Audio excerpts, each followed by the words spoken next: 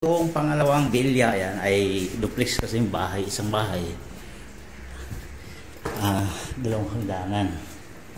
Ito siya ang pangalawa. Tapos na rin. Nagkabit ng salamin. Yung connector hindi pa tapos yung salamin dahil kulang. Ayan, babalikan pa namin yun. So ayan, yung kabila lang yun na kompleto. So ito, maganda kulay itim.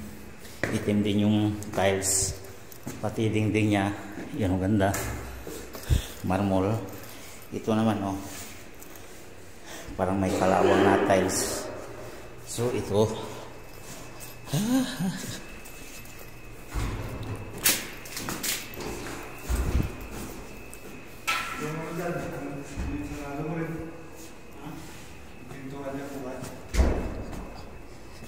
ayun, walang salamin. Kulang pa. Doon yata sa kabila dumadaan yun? Dito ba dumadaan yun? Sa kabila yata. Yan.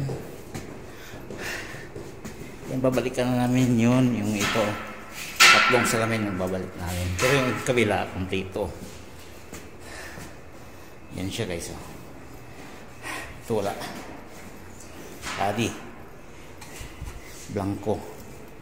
So ayan, yan sa sunod ulit nating vlog. Ayan, tapos din ang trabaho. Ngayon lang, kabit lang ng ito, kinabit namin yan. Pintura ng kulang yan. Videoin pa natin to siguro pagka pagbalik dahil sigurado kami may pintura na ito. Bago ipalit namin yung dito kulang.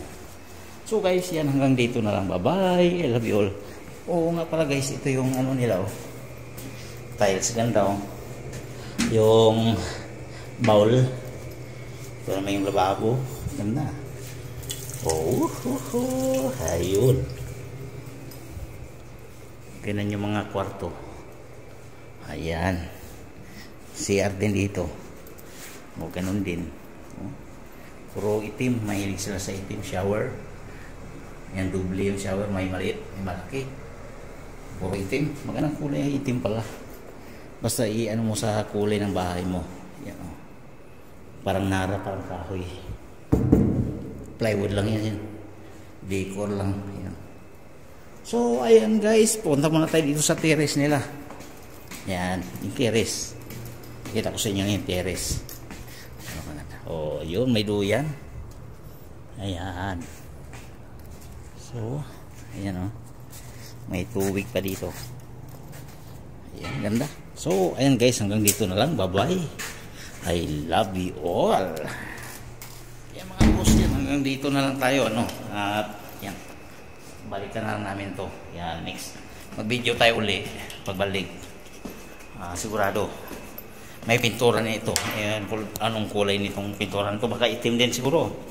O i-combination din niya ito sa tiles niya.